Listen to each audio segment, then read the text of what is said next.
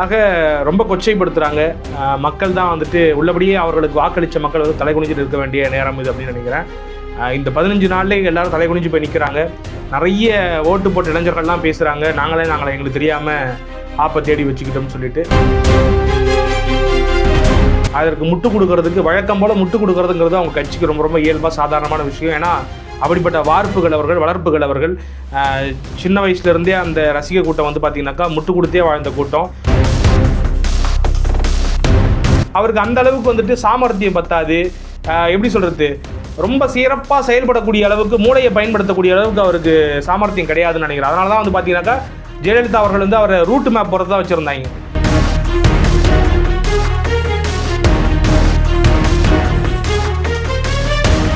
வணக்கம் தமிழ். வணக்கம் பிரதேஷ். அதிமுகவில் என்ன நடந்துக்கிட்டு இருக்கு அப்படிங்கிற ஒரு கேள்வி ஒரு பக்கம். இன்னொரு பக்கத்தில் இது தலைமைச் செயலகமாக தாவக்காவுடைய தலைமை நிலையமாங்கிற ஒரு கேள்வியும் எழுந்திருக்கு. ஜேர்னலிஸ்டாக அவங்களுடைய பார்வை.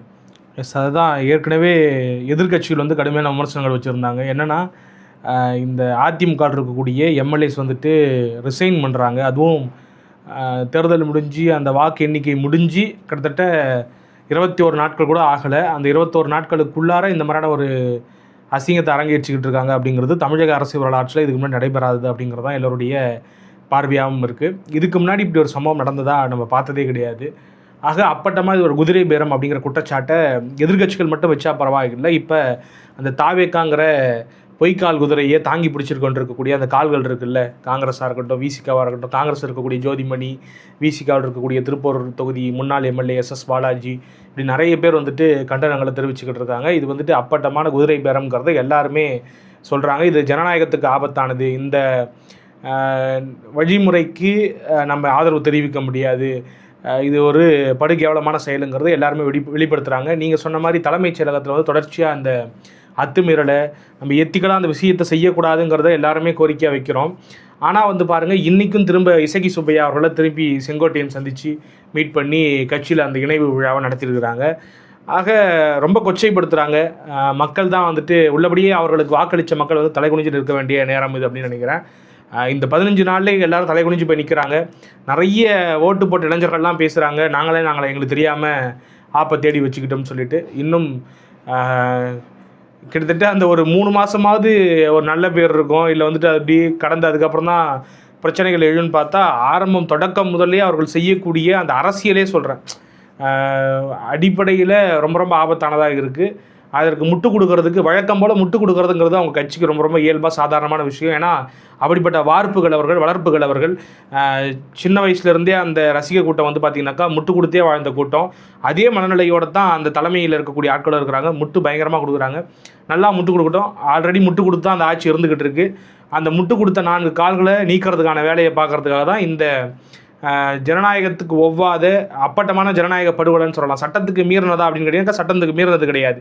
ஆனால் எத்திக்கலாக அறமாக பார்க்குறப்ப இது மக்கள் தீர்ப்புக்கு எதிரானது தான். மக்களை கொச்சைப்படுத்தக்கூடியது தான். அந்த குறிப்பிட்ட தொகுதி மக்கள் எதுக்காக வாக்களித்தாங்களோ அதை வந்துட்டு அசிங்கப்படுத்துகிறாங்க. ஸ்டீலிங் த பீப்புள் மேண்டேட் அவங்க கூவினாங்க தெரியுமா, இப்போ அதே கோவலை திருப்பி அவங்களுக்கு கூவ சொல்லுங்கள் அப்படிங்கிறத நம்மளுடைய வேண்டுகோளாக இருக்குது. இப்போ இது வரைக்கும் அதிமுகலேருந்து 4 எம்எல்ஏக்கள் எம்எல்ஏ பதவி ராஜினாமா பண்ணிவிட்டு தாவேக்கால இணைஞ்சிருக்காங்க. இவங்க மறுபடியும் தாவேக்கால இணைந்து மறுபடியும் போட்டியிட்டால் மக்கள் என்ன நினைப்பாங்க? தாவேக்காவை தப்பாக நினைப்பாங்களா, இல்லை அதிமுகவை தப்பாக நினைப்பாங்களா? அதிமுகவை ஏங்க தப்பாக நினைக்க போகிறாங்க? நீங்கள் அதிமுகவில் உங்களை எம்எல்ஏ ஆக்கியிருக்கிறாங்க. நீங்கள் தான் வந்துட்டு அந்த பதவியை வந்துட்டு தூக்கி எறிஞ்சிட்டு வேற ஒரு விஷயம் பண்ண போகிறீங்க. பதவிக்காக பணத்துக்காக போகிறீங்க.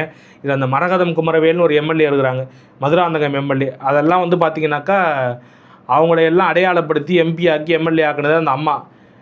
கொஞ்சம் கூட ஒரு எந்தவித அடிப்படை முகாந்திரமே இல்லாத விஷயங்கள்லாம் சொல்லிவிட்டு அவங்க அந்த பக்கம் போயிருக்கிறது. அதுக்கு ஒரு விளக்கம் பண்ணி கொடுக்குறாங்க காமெடியாக. என்ன காமெடினாக்கா, நாங்கள் தொடர்ச்சியாக எதிர்கட்சியாகவே இருந்தோம்னாக்கா எங்களால் எம்எல்ஏ பணி செய்ய முடியல, ஆளுங்கட்சியாக இருந்தால் தான் எங்களால் எம்எல்ஏ பணி செய்ய முடியுது அப்படின்னா. அப்போ விசிகே எம்எல்ஏலாம் என்றைக்கு ஆளுங்கட்சியாக இருந்துருக்காங்க? இன்றைக்கி தான் வந்து அமைச்சரவையில் பங்கெடுத்துருக்காங்க. காங்கிரஸ் எம்எல்ஏ என்றைக்கு ஆளுங்கட்சி எம்எல்ஏவாக இருந்தாங்க? பாமக எம்எல்ஏ என்றைக்கு ஆளுங்கட்சி எம்எல்ஏவாக இருந்தாங்க? இப்படி பல கட்சிகளுடைய ரெப்ரசன்டேட்டிவ்ஸ் வந்துட்டு ஆளுங்கட்சி எம்எல்ஏவாக எந்த காலத்துலையும் இருந்தது கிடையாது. அப்போ இதெல்லாம் வந்துட்டு ஒரு ஹம்பக்கு, ஒரு எதையோ ஒன்று உருட்டிட்டு அந்த பக்கம் போனோம் அப்படிங்கிறதுக்காக அந்த அம்மா உருட்டிட்டு போகுது. இன்னொரு காமெடி ஒன்று, எல்லா கட்சிக்காரங்களும் என்னை திட்டுறாங்க, நிர்வாகிகள்லாம் என்னை போட்டு திட்டுறாங்க, அசிங்கமாக பேசுகிறாங்க, அவதூறு பரப்புகிறாங்க, அதனால் தலைமை கண்டிக்கிறதுனால போயிட்டேன். இதெல்லாம் ஏதாவது ஏற்கிற மாதிரி இருக்குதா? இதெல்லாம் சிரிச்சிட்டு கடந்து போகிற மாதிரி இருக்குது. அப்பட்டமான ஒரு குதிரை பேரம் நடந்திருக்கு. 4 பேருக்கும் ஏதோ ஒன்று பணமாக கொடுத்துருக்கணும். அப்படி இல்லைன்னா வந்துட்டு பொறுப்பு கொடுக்குறேன், பதவி கொடுக்குறேன், அமைச்சர் பதவி கொடுக்குறேன் அப்படின்னு சொல்லி ஏதோ ஒரு ஆசை வார்த்தைகளை காட்டி இந்த ஒரு இழி செயலை அரசியலுக்கு ஒவ்வாத ஒரு விஷயத்தை அரங்கேற்றிருக்காங்க அப்படிங்கிறத நான் பார்க்குறேன். இப்போ நடக்கக்கூடிய ஆட்சிக்கும் மார்ட்டினுக்கும் லாட்டரி அதிபர் மார்ட்டினுக்கும் எந்த சம்மந்தமும் இல்லை. ஆனால் ஒரு லாட்டரி அதிபர் கையில் தமிழ்நாடு சிக்கி சின்ன பயணம் ஆகிட்டு இருக்கு, அதிமுக கிட்டத்தட்ட நடக்கிறாங்க அப்படின்னு கடுமையான விமர்சனம் முன்வைக்கப்படுதே. ஏன் கிட்டத்தட்ட நடக்கக்கூடிய விஷயங்களை பார்க்குறப்ப அப்படி தானே இருந்தது. இப்போ அதிமுகவில் வந்துட்டு ஆட்சி மாட்டினுடைய மனைவியை உள்ளே விட்டதால் இங்கே இவ்வளோ பெரிய சிக்கல் வந்திருப்பதா ஒரு பக்கம் ஒரு பார்வை வைக்கப்படுது பத்திரிகையாளர்களால், அரசியல் விமர்சகரால். இந்த பக்கம் பார்த்தீங்கன்னாக்கா ஆதவ அர்ஜுனா முழு கட்டுப்பாட்டை, தாவேக்காவினுடைய முழு கட்டுப்பாட்டை அவர் எடுத்துக்கிட்டாரோ அப்படிங்கிற ஒரு சந்தேகத்தை திமுக முதற்கொண்டு எழுப்புறாங்க. திமுக வந்துட்டு ஆதவ அர்ஜுனாவை நிழல் முதலமைச்சர்னே விமர்சிக்கிறாங்க. கிட்டத்தட்ட வந்து பார்த்தீங்கன்னாக்கா முதலமைச்சர் வாயே திறக்கிறது கிடையாது. ஆதவ அர்ஜுனா தான். யார் இதில் இன்னும் கூட காமெடியாக ஒரு போஸ்ட் ஒன்று பார்த்தேன், நல்லா சிரிப்பாக இருந்தது. எதுனாக்கா எங்கள் தமிழ்நாட்டில், எங்கள் தாய் தமிழ்நாட்டினுடைய நிலைமை என்னன்னாக்கா முதலமைச்சர் வாய் திறக்க மாட்டாப்புல, முதல் போட்ட அமைச்சர் தான் வாய் திறப்பார் அப்படின்னு ஒரு போஸ்ட் போட்டிருந்தாங்க. ஆக அப்படியாகத்தான் இது பார்க்கப்படுது. இவர் முதல் போட்டு ஒரு அரசியலை ஒன்று நடத்துகிறாப்புல, இவர் வந்து வெறும் முகமாக மட்டும் காட்டப்படுறாரு. அவர் அந்த முகத்தை வச்சு இவங்க பின்னணியில் ஏதோ ஒரு பெரிய திட்டம் தீட்டப்படுதா, ஒரு மாஃபியா கும்பல் மாதிரி இயங்கப்படுவதா, ஒரு குற்றச்சாட்டுகள் பொது வெளியில் வைக்கப்படுது, மக்கள் மத்தியில் பேசப்படுது. நமக்கு தெரியாது, உண்மையான நடக்கும்போது தான் நமக்கு தெரியும். நிறைய பேர் இந்த விமர்சனங்களை சமூக வலைதளங்களை வைக்கக்கூடியதை நம்ம பார்க்குறோம். இப்போ இப்படியே அதிமுக ஒன்று மற்ற கட்சிகள் சொல்கிற மாதிரி அதிமுக சல்லியாக போயிடுச்சு, அவ்வளோதானே அதிமுகவோட எதிர்காலம்? அதெல்லாம் அப்படிலாம் நான் எதுவும் நம்பலை. அதிமுக பொறுத்த வரைக்கும் சல்லியாக போயிடுச்சுன்னா என்ன புரியல எனக்கு. சல்லியாக போகுதுன்னா அது என்ன இதுவா என்ன? அதிமுகவுடைய தொண்டர்கள் எங்கே இருக்கிறாங்க அப்படிங்கிறத பொறுத்து தான் அந்த கட்சி வந்து எப்படி செயல்பட போகுது, வருங்காலங்களில் என்னவாக போகுது. அதிமுகவிலிருந்து போகாத பொறுப்பாளர்களாக எத்தனையோ பொறுப்பாளர்கள் போனதுக்கப்புறம் தான் அதிமுக 47 தொகுதிகளில் வென்றிருக்கு. அதனால் இதெல்லாம் வந்துட்டு எப்படி சொல்கிறது, அதிமுக மீது இயல்பாகவே ஒவ்வாமை கொண்டவர்கள் எப்பொழுதும் இந்த மாதிரியான பிரச்சாரங்களை வச்சுக்கிட்டு இருப்பாங்க. அதெல்லாம் நம்ம பெருசாக எடுத்துக்கிட்ட விட கடந்து போகலாம். அன்றைக்கி நடக்கும் பொழுது இதுதான் நடக்குதுன்னா நடக்குதுன்னு ஏற்றுக்க போகிறோம். இதுக்கு முன்னாடி என்ன சொன்னாங்க, 2021 அதிமுக காலின்னு சொன்னாங்க. அதிமுக 75 எம்எல்ஏ சீட்டை ஜெயிச்சிச்சு. 2026 என்ன சொன்னாங்க, அதிமுக அவ்வளோதாங்க காணாங்க, டிஎம்கே வர்சஸ் டிவிகே தான்னாங்க. 47 தொகுதிகளை பெற்றிருக்கு. கிட்டத்தட்ட 47 தொகுதிங்கிறது திமுகவுக்கும் அதிமுகவுக்கான இடைவெளிங்கிறது வெறும் 12 தான் எம்எல்ஏ சீட் அடிப்படையில். திமுக இழந்திருக்கக்கூடிய தொகுதிகளுங்கிறது வந்து பார்த்திங்கனாக்கா கிட்டத்தட்ட எனக்கு தெரிஞ்சு 130 சம்திங், எவ்வளோ போன வாட்டின்னு தெரில எனக்கு, 130க்கு மேலே. அதிலிருந்து சரிபாதியை விட அதிகமாக 70-80 தொகுதிகளை இழந்திருக்குது திமுக. அதிமுக தன்னுடைய தொகுதிகளிலிருந்து வெறும் 20 தொகுதிகள் கூட இழக்கலை, 19 தொகுதிகள் தான் இழந்திருக்குது.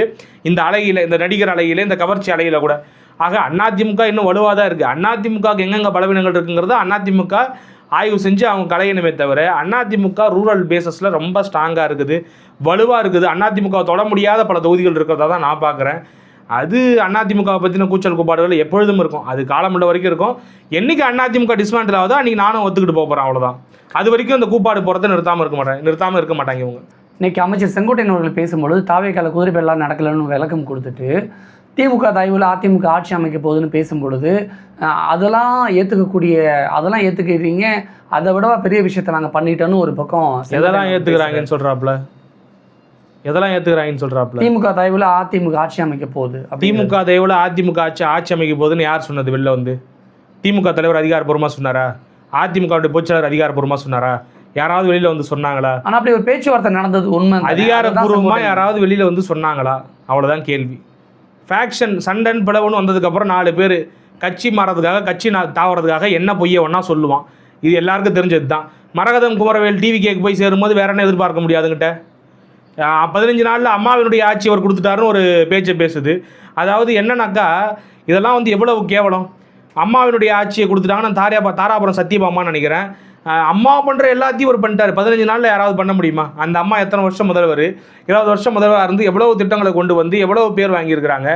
15 வருஷத்தில் 15 நாளில் இவர் என்ன பண்ணார், இவங்க என்னத்தை கண்டாங்க. ஆக இந்த வெற்று கூச்சல் கூப்பாடு அதிகாரப்பூர்வமாக அந்த 2 கட்சி தலைவரும் பேசாத ஒரு விஷயத்த இவர் தூக்கிட்டு பேசுவாராம். கண்ணு முன்னாடி நடக்கக்கூடிய ஒரு குதிரை பேரத்தை, அதாவது இதான் முட்டு கொடுக்குறதுனால சொன்னேன், ஆரம்பத்திலே சொன்னேன், முட்டு கொடுக்குறது அவங்களுக்கு ரொம்ப ஈஸியாக வரும். அதை வந்து செங்கோட்டையன் மட்டும் செய்ய மாட்டாரா? அவர் மூத்த அமைச்சர், கொஞ்சம் முந்தி ஓடியாந்து முட்டு கொடுக்குறாப்புல, அவ்வளோதான்.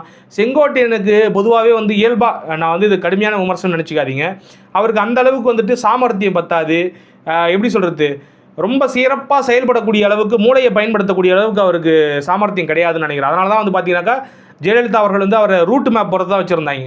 ரோடு டிராஃபிக் கிளியர் பண்ணக்கூடிய ஒரு ஆளாக தான் வந்து வச்சுருந்தாங்களே தவிர மிகப்பெரிய பொறுப்புகள் அவர் கொடுத்தது கிடையாது. இப்போ கூட பாருங்கள், ஃபினான்ஸை கொடுத்துட்டு விஜய்க்குமே தெரிஞ்சு போச்சு 10 நாளில் ஃபினான்ஸு பார்க்குற அளவுக்கு அவருக்கு தகுதி கிடையாது அப்படின்னு தெரிஞ்சு தான் வருவார் மற்றும் பேரிடர் மேலாண்மை கொடுத்துருக்காங்கன்னு நினைக்கிறேன். அதை தூக்கி கொடுத்துட்டாங்க.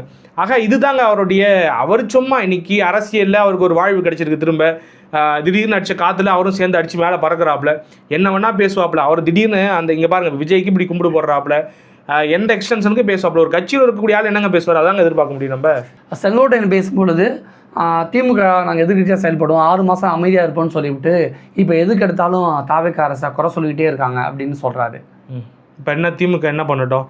திமுக அறிவாலயத்தை பூட்டிக்கிட்டு போய் எல்லாரும் அவங்க வீட்டில் பார்த்துக்கலாமா? ஒரு அரசியல் கட்சினா என்ன பண்ணும்? அரசியல் கட்சி அரசியல் பண்ணிக்கிட்டு தான் இருக்கும்.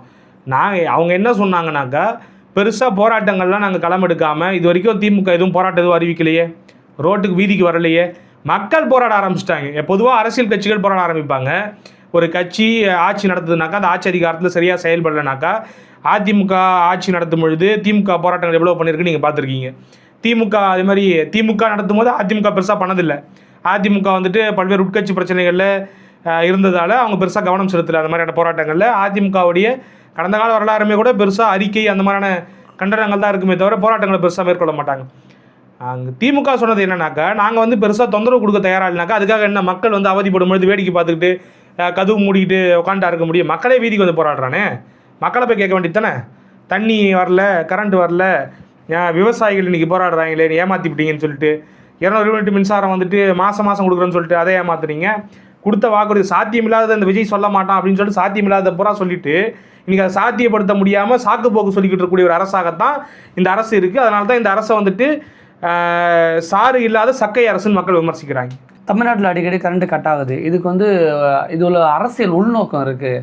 வேணும்னு யாரோ கரண்ட்டை கட் பண்ணுறாங்கன்னு மின்சாரத்துறை அமைச்சர் பேட்டி கொடுக்குறாரு. ஆமாம், வேணும்னே தான் கரண்ட் கட் பண்ணுறாங்க. இப்போ என்னென்னா, தமிழ்நாடு முழுக்க இருக்கக்கூடிய கிராமங்களில் பல்வேறு கிளை அமைப்புகள், அதாவது அதிமுக திமுக ரெண்டுமே வந்து அமைப்பு ரீதியாக ஸ்ட்ராங்கானவங்க. இன்றைக்கி நீங்கள் தாவேக்கா வெற்றி பெற்றிருந்தாலும் கூட அவங்களுக்கு அமைப்பு பலம் இருக்கான்னு கேட்டிங்கனாக்கா இன்றைக்கி வரைக்கும் டவுட்டு தான். அது வந்துட்டு ஒரு கவர்ச்சியில் ஒரு தன்னெழுச்சியாக விழுந்த ஓட்டு அப்படின்னு நம்ம பிடிச்சிக்கலாம் அந்த நடிகர் அலையில். ஆனால் அமைப்புங்கிறது திமுக அதிமுகவுக்கு இருக்குது. அந்த வகையில் அமைப்பு ரீதியாக பலம் கொண்ட அதிமுகவும் திமுகவும் என்ன பண்ணுறாங்கனாக்கா, அவங்களுடைய கிளை செயலாளர்கிட்ட சொல்கிறாங்க, நகரச் செயலாளர்கிட்ட சொல்கிறாங்க, ஒன்றிய செயலாளர்கிட்ட சொல்கிறாங்க, எப்படியாவது வீட்டுகளுக்கு போகிற கரண்ட்டை வந்துட்டு வாயால் கடிச்சு நிறுத்துங்க, மேலே கம்பியில் ஏறி தொங்கி வாயால் கடிச்சு பிடிச்சி நிறுத்திடுங்க, இல்லை கையில் பிடிச்சி அப்படியே அழுத்தி இறுக்கமாக பிடிச்சிங்க, வேறு எந்த வீட்டுக்கும் கரண்ட்டு போகக்கூடாதுன்னு சொல்லிட்டாங்க. அதனால் இப்போ என்னன்னாக்கா, கிராமங்கள் தோறும் இருக்கக்கூடிய திமுக அதிமுக பொறுப்பாளர்கள்லாம் என்ன பண்ணுறாங்க, மெயின் டிரான்ஸ்பார்த்தாண்ட போய் கையை பிடிச்சி தடுத்துக்கிட்டு இருக்காங்க, அப்புறம் கம்பிகளில் பிடிச்சி தொங்குறாங்க கிராமங்களில். இப்படி தான் நடந்துக்கிட்டு இருக்குது. உண்மையிலேயே அதிமுக திமுக தான் தடுத்துக்கிட்டு இருக்காங்க. அப்புறம் ஏன் தாவேக்கு அமைச்சர் இப்படி பேட்டி கொடுக்குறாரு? அதான் நான் தான் சொல்கிறேன், உண்மையிலே தடுத்துக்கிட்டு இருக்காரு. வேற எப்படி ஏன் அப்புறம் பேட்டி கொடுக்குறாரு? அது யாரை சொல்கிறாருன்னு தெரியல. ஒன்று வெளியில் இருக்கவங்க தடுக்கணும், திமுக அதிமுககாரங்க, இல்லை உள்ளே இருக்கக்கூடிய ஹெல்ப்பர் தடுக்கணும். ஒரு ஹெல்ப்பர் தடுக்க முடியுமா? ஒரு ஹெல்ப்பர் வந்துட்டு சாதாரண ஒரு ஊழியர், பல ஹெல்ப்பர் இருக்கிறாங்க. தமிழ்நாடு முழுக்க ஆயிரக்கணக்கான ஹெல்ப்பர் வந்து இபி ஆஃபீஸில் வேலை பார்க்குறாங்க. அவங்க போயிட்டு ஒரு ஆளுங்கட்சி எதிர்த்து ஆளுங்கட்சிக்கு கெட்ட பெயர் விளைவிக்கிற மாதிரி ஒரு செயலை செஞ்சுட்டு வேலையில் இருக்க முடியுமா? சஸ்பென்ஷனுக்கு ஆளாக மாட்டாங்களா? இல்லை வந்துட்டு பணி நீக்கத்துக்கு ஆளாக மாட்டாங்களா? அப்போ அவன் எப்படி வழித்து பழப்பான், அவனே கெடுத்துப்பான்? இது ஒரு கேள்வி இருக்குல்ல. அப்போ கையாளாகத்தனத்தை மறைப்பதற்காக அமைச்சர் வந்துட்டு சும்மா கூத்து கட்டிக்கிட்டு இருக்காப்புல. நைட்டு 2 மணிக்கு கரண்ட் ஆஃப் ஆகுது, 3 மணிக்கு கரண்ட் ஆஃப் ஆகுது, 3 மணி நேரம் இடைவெளி விட்டு சரியாக அந்த ஃப்ரீக்வன்சியில் கரண்ட் ஆஃப் ஆகுது. இதெல்லாம் வந்துட்டு ஒரு இன்ஸ்ட்ரக்ஷன் இல்லாமல் இப்படி ஆஃப் ஆகாது. ஆக இங்கே மின் தட்டுப்பாடு இருக்குங்கிறத ஒத்துக்கிட்டு எப்பயுமே ஒரு ஆட்சி அதிகாரத்தில் இருக்கக்கூடிய ஒரு கட்சிக்கு ஒரு அக்கௌண்டபிலிட்டி இருக்கணுங்க, ஒரு வெளிப்படைத்தன்மை இருக்கணும். இப்படி தான் நடக்குது அப்படின்னு சொல்லிட்டு அதற்கான தீர்வை நோக்கி நகரணுமே தவிர இப்படி மறைச்சு விளையாடிக்கிட்டு இருந்தாங்கனாக்கா அவங்களுக்கு தான் அசிங்கம். இப்படியே போணுச்சுன்னா தாவேக்காவை மக்கள் எப்படி பார்ப்பாங்க? அது மக்கள்கிட்ட தான் கேட்கணும். ஏன் இப்போயே தூக்கி வச்சு கொண்டாடும் போது இதுக்கப்புறம் தூக்கி வச்சு கொண்டாட மாட்டாங்கன்னு யாருக்கு தெரியும்? நமக்கு அச்சமாக இருக்குது, அவ்வளோதான். அரசியல் நினச்சாலே பயமாக இருக்குது. இனி நம்மளால் ஏற்றுக்க முடியல இந்த மாதிரியான கட்சியை, மக்கள் ஏற்றுக்கிறாங்களா இல்லையாங்கிறத வரும் காலங்கள் தான் தீர்மானிக்கும். நிறைய விஷயம் ஷேர் பண்ணிக்கிட்டீங்க, நன்றி.